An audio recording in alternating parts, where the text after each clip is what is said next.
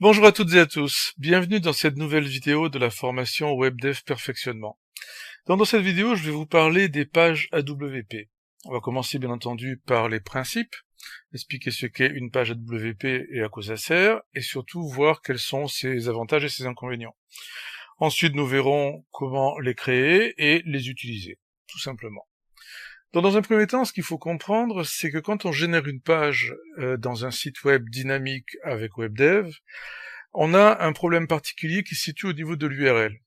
Je vais vous montrer tout de suite de quoi je veux parler en rouvrant notre projet.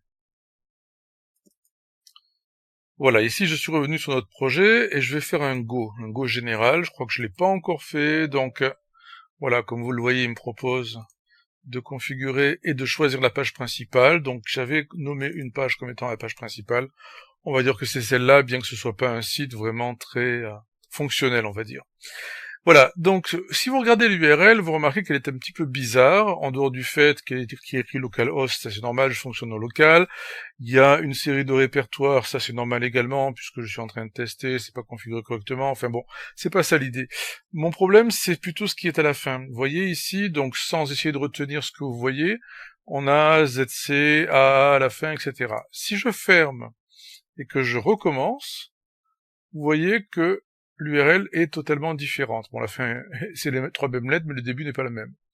Ce qui veut dire que si je veux mémoriser cette page, notamment dans les favoris par exemple, il y a toutes les chances que ça ne fonctionne pas. Enfin, c'est même sûr et certain, ça ne va pas fonctionner.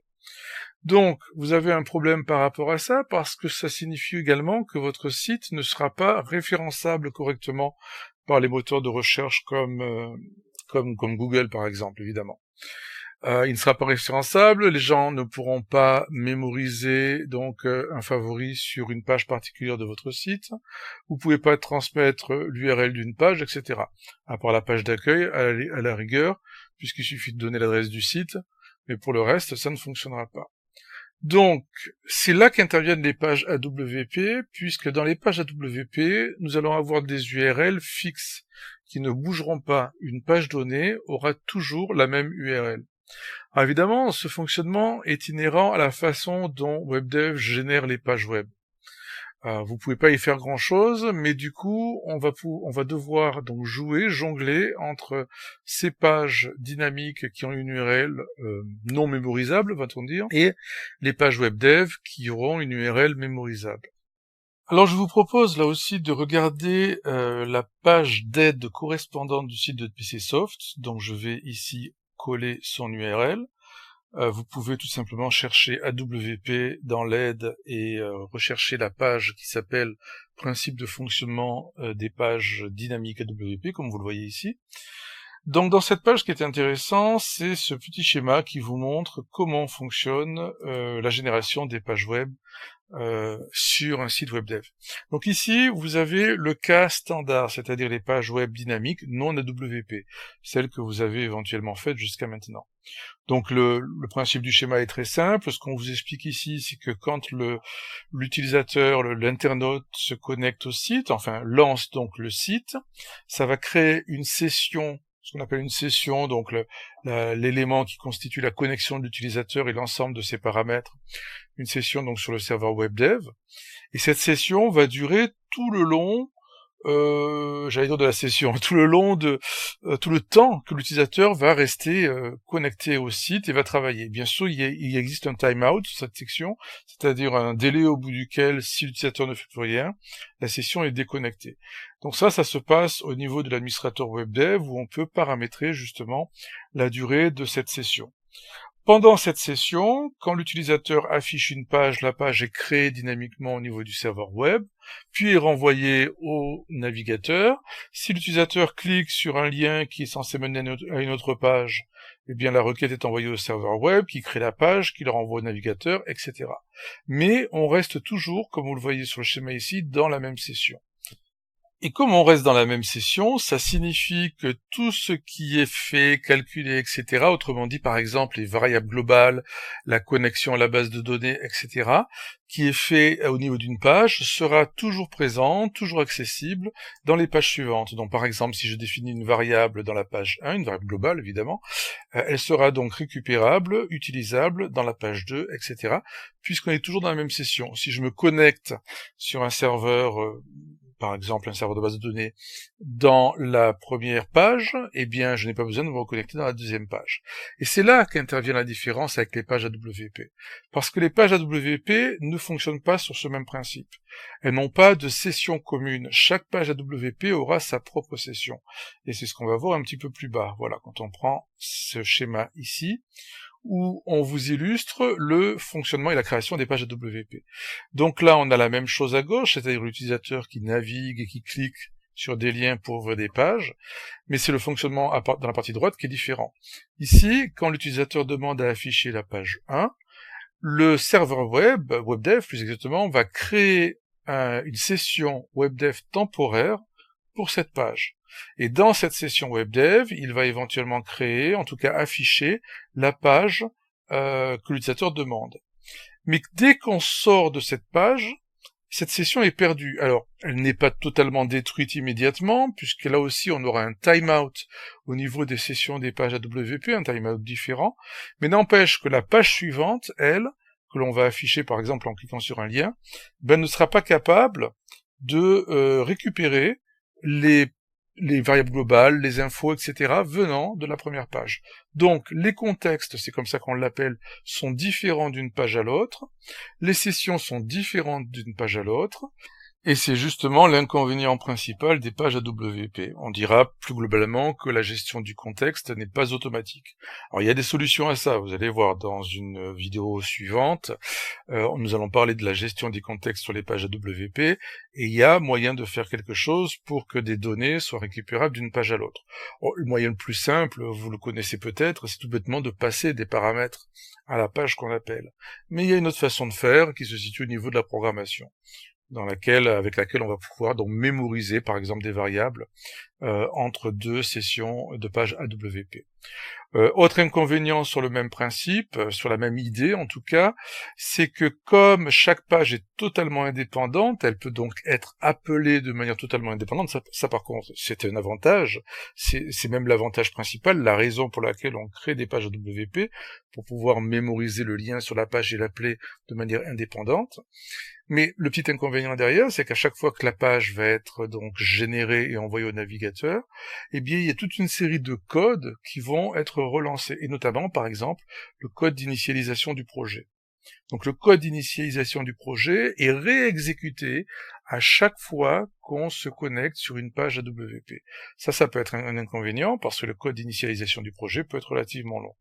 Donc nous verrons également dans une autre vidéo un petit peu plus loin qu'il est possible d'avoir des sessions AWP pré-lancées, c'est-à-dire dans lesquelles on a déjà exécuté le code d'initialisation du projet et qui évite justement cet inconvénient. Bien, donc maintenant assez bavardé, je vais vous montrer concrètement ce dont je vous parle. Je vais créer une page, toute simple, vraiment très très basique, une nouvelle page, dont vous pouvez le faire en même temps bien entendu, que nous allons appeler tout simplement page 1. Donc je la crée là aussi à partir du modèle que j'utilise depuis le début du cours. Voilà, page 1, tout simplement. Je vais quand même afficher quelque chose à l'intérieur pour qu'on puisse la distinguer des autres, sinon ça sera pas très facile. Voilà, on va tout simplement mettre un petit label dans lequel on affiche page 1. Bon, je fais rien de plus dans cette page. Ce que je veux vous montrer ici, c'est tout simplement le problème déjà de l'URL. Donc là, je vais faire un go sur la page. Voilà. Donc la page s'affiche avec une URL, bon, qui semble plus ou moins aléatoire. Je vais essayer de la mettre en favori, comme je vous le disais. Donc je fais faire favori, voilà, de cette page, ok, très bien.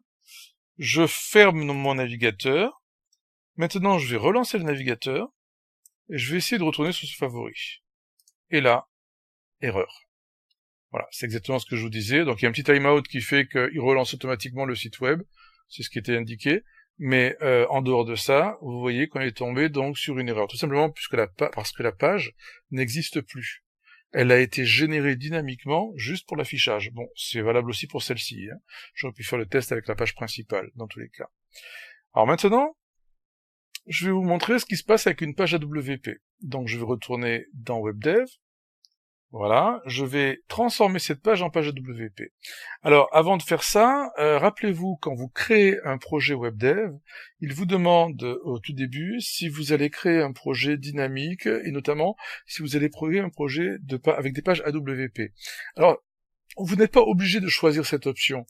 En fait, il vous pose cette question, mais elle sous-entend presque, elle donne l'impression que le site ne peut être que dynamique ou AWP dynamique, ce qui n'est pas exactement le cas. En fait, on peut tout mélanger. Et on peut très bien appeler des pages dynamiques depuis un site AWP, depuis une page AWP, pardon, et vice-versa. Bon, simplement, il y a certaines contraintes, certaines limitations, mais globalement, on peut mélanger les deux. Donc là, par exemple, mon site, qui est un site classique dynamique au départ, eh bien, je peux y créer une page AWP. Pour ça, je vais tout simplement ouvrir les propriétés de la page, je double-clique dessus.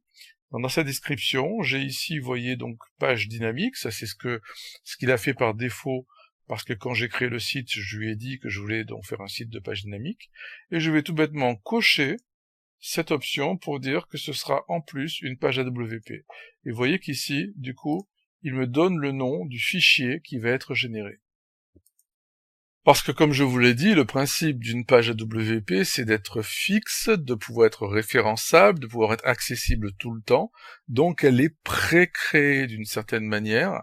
Bon, certaines parties pourront être mises à jour selon ce qu'elle est censée faire, mais en tout cas, elle est pré-créée dans le site et elle aura donc une URL fixe. Voilà. Donc maintenant, je vais faire un go sur cette page. Ok, il veut l'envoyer au site web, très bien. Voilà, donc ici, vous voyez que l'URL est totalement différente. Je vais essayer de la mettre dans les favoris, comme ça. Pardon. Alors par contre, il va lui mettre le même nom, donc je vais changer le nom. Je vais l'appeler celle-ci AWP. Donc voilà, AWP. Je l'ajoute. Voilà, maintenant si je ferme mon navigateur, que je le relance et que j'essaye de retourner sur la page AWP, là, ça fonctionne parfaitement. Comme vous voyez, la page est toujours disponible. Ce qu'on ne voit pas du tout, parce que ça va très vite, c'est qu'il relance à chaque fois le code d'initialisation du projet, le code d'initialisation de la page, etc. Cette page AWP est donc maintenant référençable et vous pouvez l'ajouter à vos favoris. Donc voilà en quoi consiste une page AWP, comment on la crée, donc tout bêtement, vous voyez, rien de plus simple, en cochant la petite option qui est ici, ce qui change complètement la façon de générer la page.